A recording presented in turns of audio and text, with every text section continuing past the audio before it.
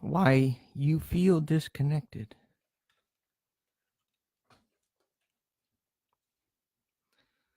Why is it that you feel so disillusioned today?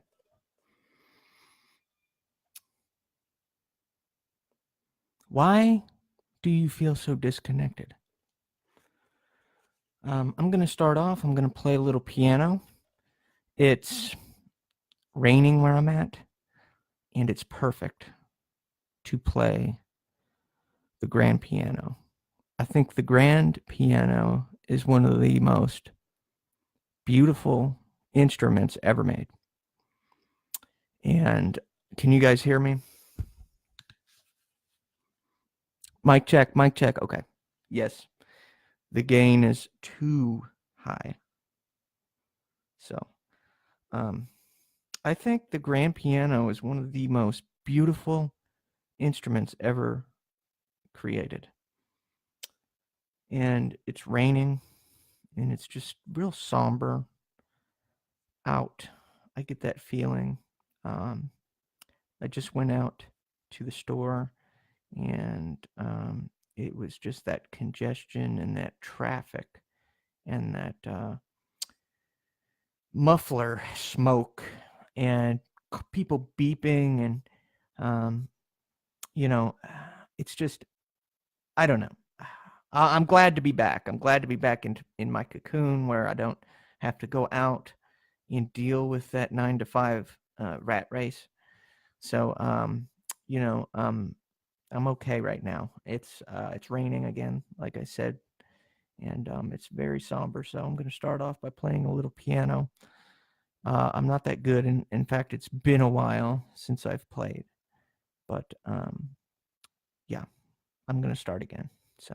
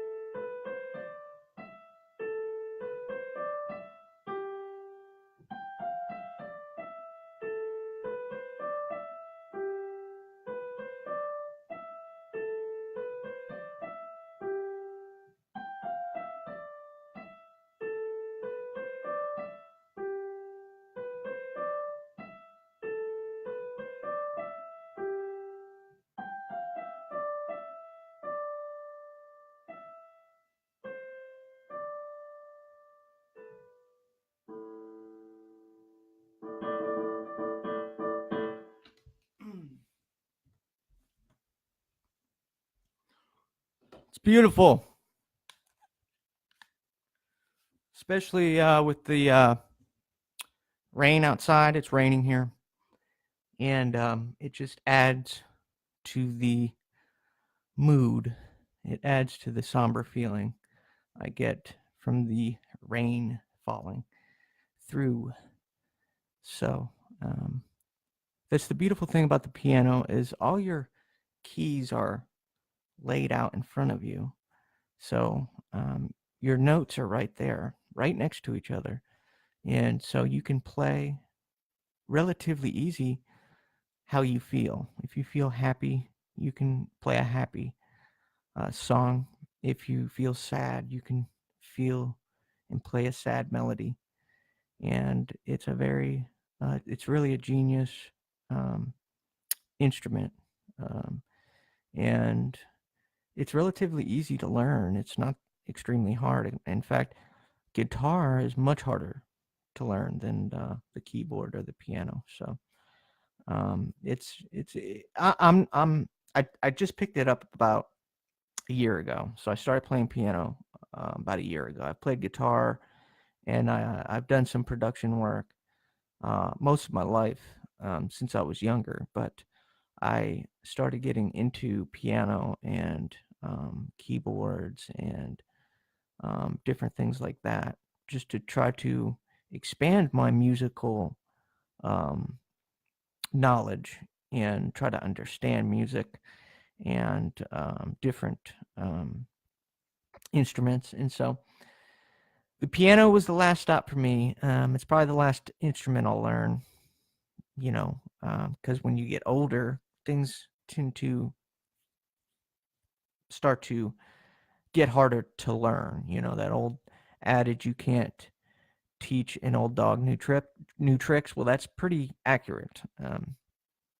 So, yep, I think my musical um, journey will end with the keyboard, with the piano, which is not a bad um, place to end. It's not a bad ending to the story. So, anyway, I am happy. I'm actually really happy, guys. It's odd that most people think I'm like manically depressed or something is wrong with me. No, actually, um, I'm in a good mood. I'm doing what I love. I'm doing what I love. The chase for money, the chase for wealth, to me, is a never-ending chase. It's a never-ending um, cycle. There is no stop in the chase for money and success and fame.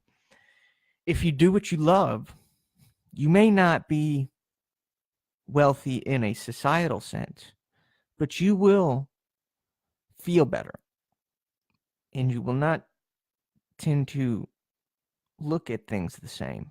When I was young, when I was 18, 21, I'm still young, but when I was younger, I I had a blue-pilled sense of thinking. Now, I don't know if you guys understand what the different if you ever heard that saying blue pill or red pill. I'm not really that into it, but when I was younger, I had a blue pill sense, and then when things didn't go my way, when things didn't work out, I stomped my feet, I pulled my hair out, and I felt terrible inside. And when I took the red pill, and understood that, you know what, it doesn't matter anyway. It doesn't matter. Even if I am successful, even if I am wealthy, doesn't matter. Eventually you will get tired, you will get bored, right? Um, so there's that. Acceptance. Acceptance for who you are, acceptance for yourself as an individual is utmost important. And just know that if you're chasing money, if you are in that chase, you will lose eventually because there's always going to be somebody who's wealthier than you, unless you're like in the top 10. But if you're not a billionaire, doesn't matter. The chase for money will always leave you yearning for more. And so that feeling will never go away. So um, it's a never ending cycle, man. And so do what you love. Don't let anyone tell you you can't. And just understand and know that wealth is important, money is important, but to what extent? Okay, that's my um, 2 cents on it. I want to talk about a guy. His name is Sebastian Younger, and he covered several wars. He was a war correspondent for CBS and NBC and different news outlets. And he wrote the book called Tribe. And I just got done reading it, and I have to say it is a very interesting read. He talks about society. Now, for those of you who listen to my show, you know I love talking about society, philosophy, artificial intelligence, stuff that's coming on down the line. I love to talk about corruption in the government. I love to talk about the Federal Reserve, who runs the money, who's in charge, how corrupt it is. And all you got to do is turn on your television and turn on CNN, ABC, Fox News. Just turn on your TV and you'll see the corruption. I mean, it's there. Okay. Just turn it on. And so anyway, this guy, Sebastian Younger, he was on Joe Rogan podcast twice. And I watched both of them and the whole hour and a half. And he is a pretty much a genius in the human psyche, in what makes people tick. And so he wrote this book called Tribe, and he wanted to understand why soldiers who fought in wars, in platoons, feel depressed when they come back to their home country. He wanted to understand why. Now, he covered the war in Kosovo and in Bosnia. He covered that war, and he went back recently and interviewed. They have a new government and a new democracy and everything. And he stumbled across some interesting statistics. That the levels of depression and suicide have gone up since the war. Suicide in middle-class white men more so than any other race or ethnicity. And he thought it was interesting because he is a white male and he was going through the same thing. And so his book is interesting. It's about tribe, and it starts off with the Native Americans who lived in America and how in the 1800s, when the Native American wars were going on, some white people joined the Native Americans. They rejected white society and joined the natives because they joined the tribes and they realized they were happier in a society that the Native Americans built. They were happy inside that society. They wanted to live hand to mouth. They wanted to live killing their own meat. And a bunch of white people joined the Native Americans in the 1800s and rejected the white society that white people have created. And so Sebastian wanted to understand, and he writes about this in his book. But see, the thing is, you got to understand is the Native American culture. You could only be so wealthy in that culture. And so everybody had a role. Everybody had an important role to play. Not to mention Christianity was not there. Okay, so there wasn't these rules that you had to follow, right? Christian morality was absent in the Native American tribes. So there was no morality, right? The women were more free, right? Um, they had multiple sex partners, right? It was just a different culture that they lived in. It was different in every sense of the way. And so the Native Americans, you could only be so wealthy. And everybody had a role in the tribe. And so what you saw, because everybody had a role, was the levels of depression and suicide went down among the people who joined the Native Americans. You didn't have this disconnection that you have today in the type of society that we have created. Modern society is strange. It's a type of society where you don't have to fight for your meal anymore.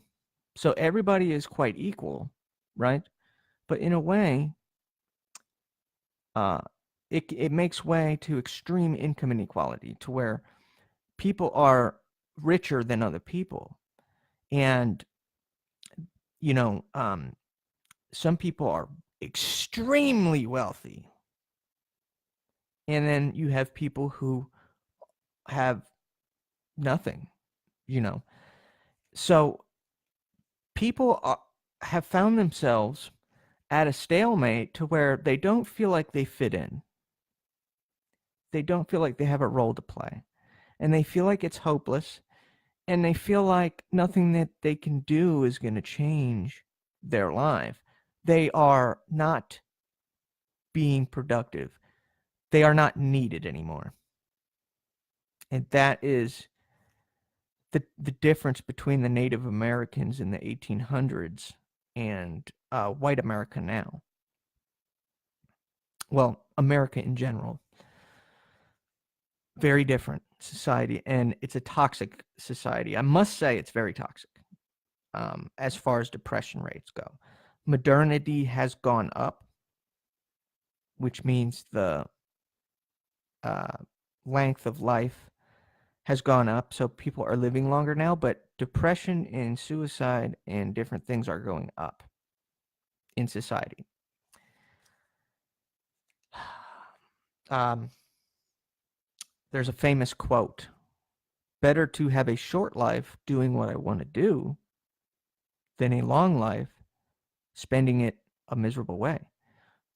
So, what's my question is, what's the point of having a long life if you're miserable? That's the question you got to ask yourself. Is life worth living if you're miserable for 3/4? Would you rather have a short life, spending it the way you want to spend it, or a long life, spending it a miserable way? So, his book, Sebastian's book, is called Tribe.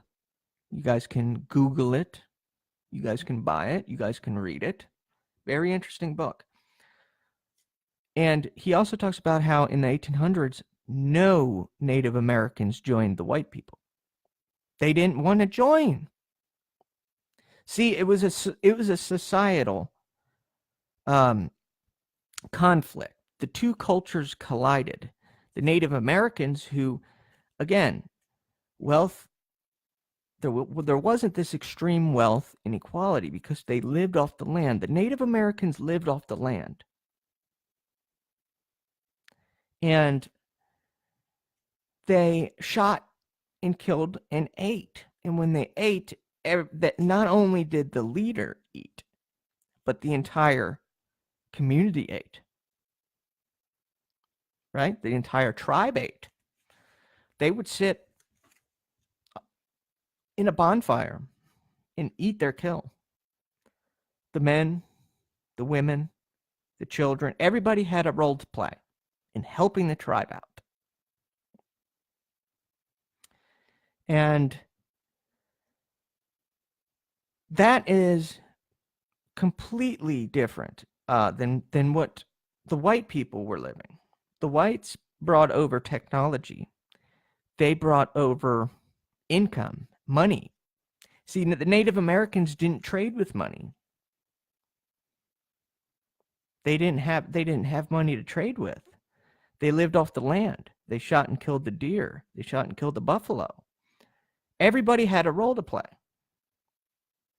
And so when the whites, when they went over in the 1800s, and they said, when the whites joined the tribes and realized that the Native Americans' way was a better way, they completely left the white tribes. They completely left the white culture and went to the Native Americans' culture because they felt more at home. They felt more at ease. They had a role to play. When they killed their supper and the entire tribe came together and ate around the bonfire without this money and income inequality and crap, they felt more free. And so the two cultures collided. The Native Americans and their culture of living off the land, and the white culture of the Christian morality culture, which was so prevalent. And the two cultures collided, and eventually the whites prevailed. And eventually the Native Americans had to give in. They said, hey, okay, if we're going to give in, we want some rights. We want some money. We want some land. We want something. And the American government ended up giving in.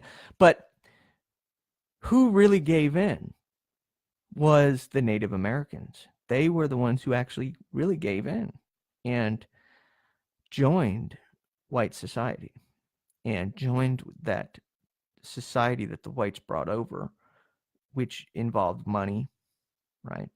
That's the important thing. See, Native American culture didn't have money. They didn't trade. They lived off the land. Everybody had their own part. Okay? Everybody had their own part.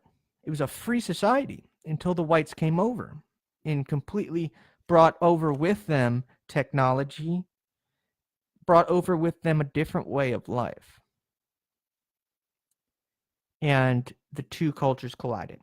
And so what happened was extreme income inequality, an industrial society. So the Gilded Age started. The Gilded Age was in 1870 to, I think, 1920 or 1930, in which the Rockefellers, the Morgans, the Carnegies, I mean, this was just extreme. The wealth inequality was extreme at that time. And so the Industrial Revolution started. And you had crime just out of control, crime everywhere. I mean, men were killing men. Cops were killing criminals.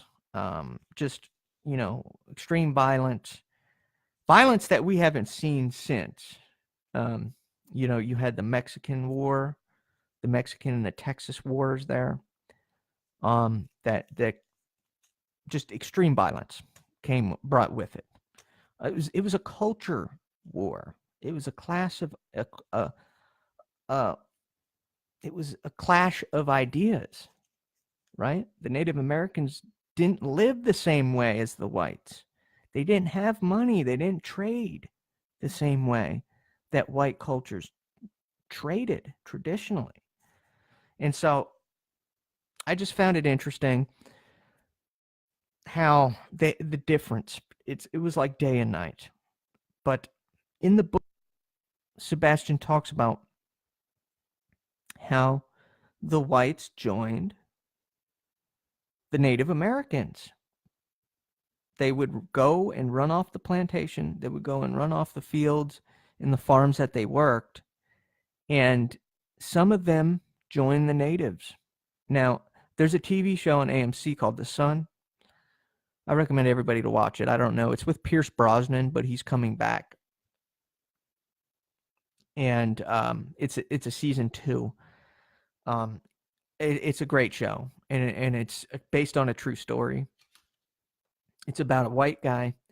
The Native Americans kill his entire family when he was young, and then they take him in and raise him. The Native Americans raise the white boy because they killed his family, and so the boy grows up in that culture, in the Native American culture, and it's a great show. You should watch it. It's a true story. It's got Pierce Brosnan. It's got a lot of great actors in it. Um, Definitely a great show. But so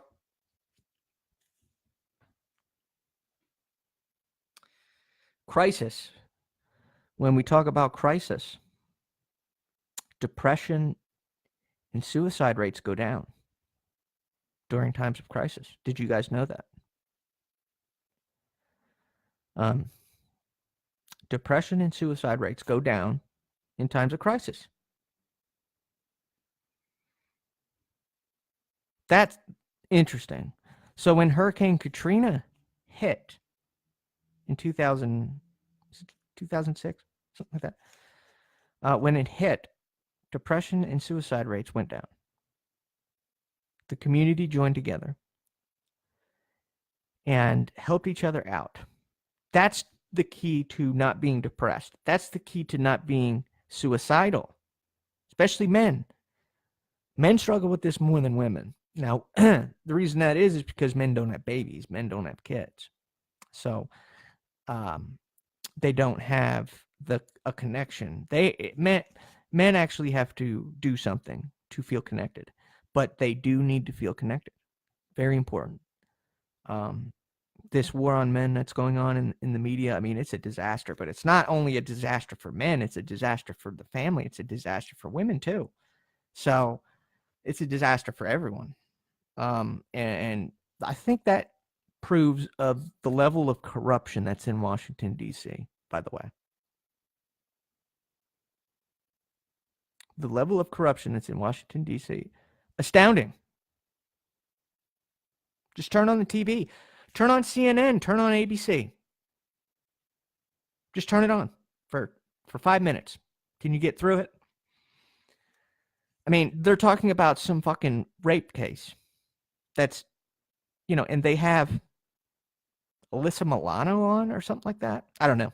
I don't watch it, but I turn it on for 2 seconds. I don't want to talk about it anymore because who knows who's listening. But I don't want to talk about that anymore. But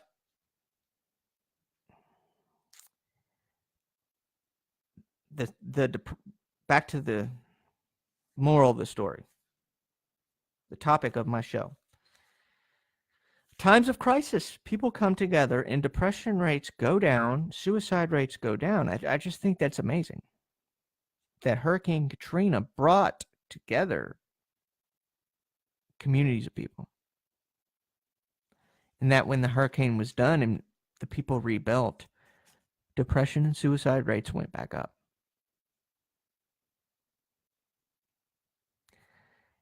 Do you guys know what class of people are the most vulnerable for suicide? It's middle class white men who live in suburbia. Commit suicide far greater than any other ethnicity, any other class of people. White suburbia people commit suicide faster, quicker than any other class of American free people. They live, why is that? Well,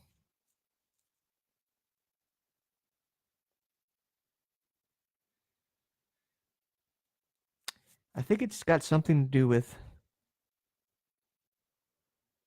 There's no crisis. There's no there's nothing. Nobody's struggling.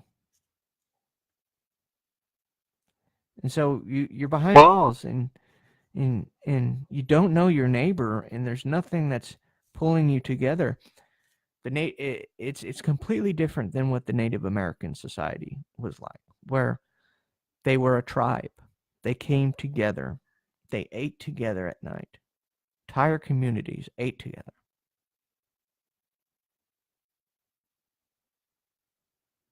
That's how the human spirit, that's what we were meant to do.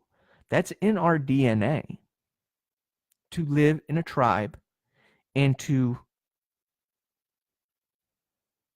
um, to live in a tribe and to contribute to that tribe. That's in our very DNA. And I don't think our DNA has caught up to that. I don't think we've caught up to the way we live nowadays. Um, we live in just a completely disconnected society.